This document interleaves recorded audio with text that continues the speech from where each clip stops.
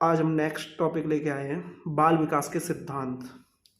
बाल विकास के सिद्धांत से तात्पर्य है उन मनोवैज्ञानिक से जो बाल विकास पर अपने विचार प्रस्तुत करते हैं, मतलब कि बालकों के यानी जो छोटे बच्चे रहते हैं उनके बारे में जानकारी देते हैं, बताते हैं कि बालक में कौन सी एज पे वो क्या प्रतिक्रिया दे रहा है, क्या कर रहा है, ये चीज़ें। इस भाग में हम वाइगोत्स्की, पियाजे और कोहलरबर्ग तथा ब्रूनर के सिद्धांत का अध्ययन करेंगे। पियाजे के बारे में मैंने बता दिया आपको। आज हम देखेंगे वाइगोत्स्की, जो बहुत ही इम्पोर्टेंट है। वाइगोत्स्की जो थे वह रूस के वैज्ञानिक थे, रूस के रहने वाले थे। और जो वाइगोत्स्की में पासवर्ड है, मतलब कि सामाजिक, वाइगोत्स्की सामाजिक से जुड़े हुए थे, ठीक है। और इसमें देखो फर्स्ट नंबर पे लिखा हुआ है सामाजिक सांस्कृतिक विकास का सिद्धांत किसने दिया? वाइगोत्स्की ने, ठीक है। संरचना सामाजिक रचनावाद का सिद्धांत किसने दिया? वाइगोत्स्की ने। संज्ञानात्मक विकास का सिद्धांत किसने दिया?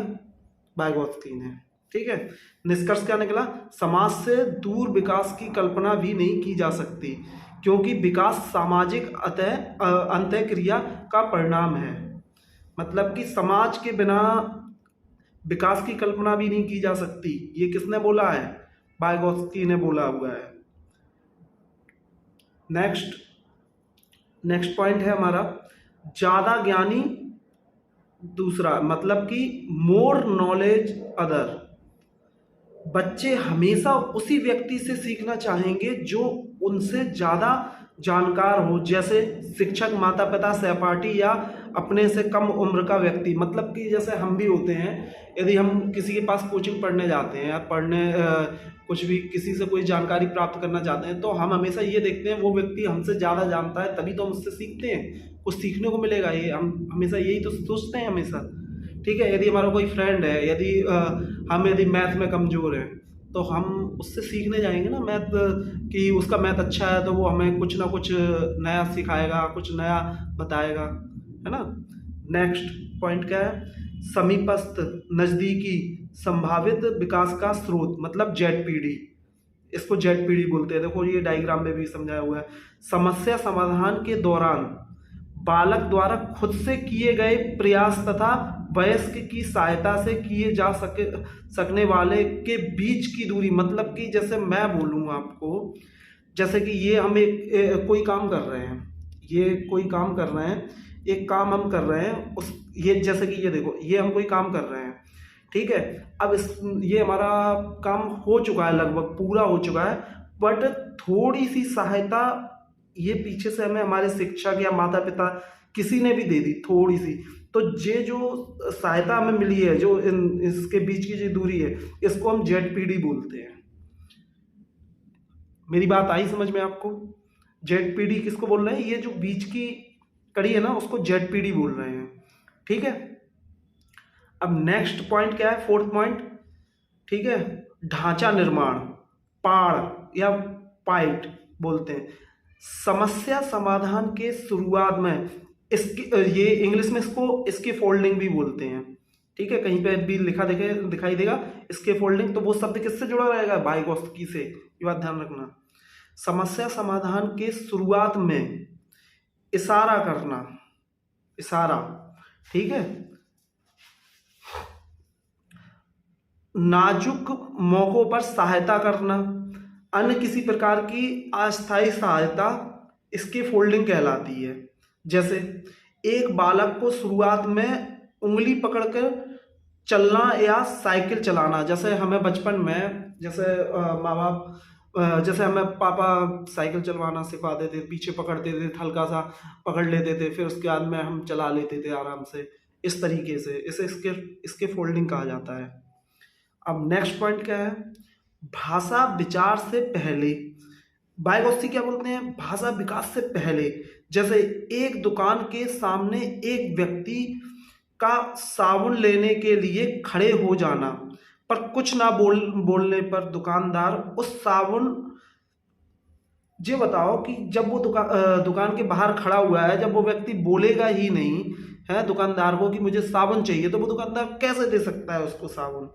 तो अगर वह शारीरिक या सांकेतिक भाषा के द्वारा साबुन नहीं मांगता है तो वो किसी भी हालत में उसे साबुन नहीं देगा, उसे बताना ही पड़ेगा कि मुझे उससे क्या चाहिए। समझ में आया पॉइंट? नेक्स्ट पॉइंट, मतलब कि भाषा विचार से पहले आती है, मतलब विचार बाद में, भाषा पहले, बोलना पड़ेगा। नेक्स्ट, अब हमारा नेक्स्ट पॉइंट क्या है?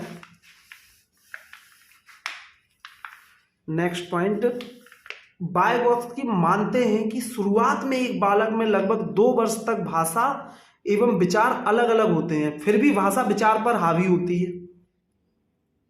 ठीक है। और तीसरा इसमें क्या है, सी पॉइंट, वाइगोत्स्की के अनुसार 2 वर्षों बाद शाब्दिक भाषा का उदय हो जाने के बाद विचार प्रकट करना आसान हो जाता है, अतः भाषा विचार से पहले है।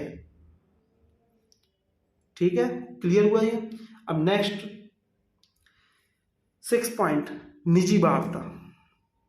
वाइगोत्स्की के अनुसार बच्चे का खुद से बातें करना अपने कार्यों, मतलब कि वो एक प्लानिंग कर रहे हैं। बच्चे क्या है कि खुद में जब बातें करते हैं तो एक प्लानिंग कर रहे होते हैं, एक योजना बनाते हैं।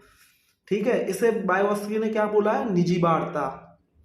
नेक्स्ट पॉइंट 7 पॉइंट, बच्चे अपने समवयस्कों के साथ अंत्यक्रिया करके सीखते हैं, मतलब कि बड़े जो कर रहे होंगे वो देखेंगे, फिर वो काम करना चाहेंगे। 8वां पॉइंट क्या कह रहा है? वाइगोत्स्की के अनुसार खेल उनके सिद्धांत में अत्यंत महत्वपूर्ण, क्योंकि खेल से जेड पीढ़ी का विकास होता है। हाँ, क्योंकि खेल में देखो थोड़ी बहुत सहायता बाहर से लेनी पड़ती है ना, तो वो जेड पीढ़ी का विकास होता है उसमें। अब 9वां पॉइंट, पारस्परिक शिक्षण, सामाजिक अंत्यक्रिया उनके सिद्धांत में अत्यंत महत्वपूर्ण है। पारस्परिक सामाजिक अंत्यक्रिया उनके। नेक्स्ट 10वां पॉइंट है हमारा बुक्स। इनकी बुक्स कौन कौन सी हैं?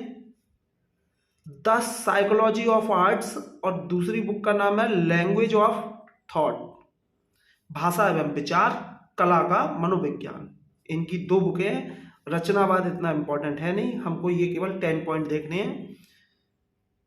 वाइगोत्स्की को समझना बहुत इंपॉर्टेंट था।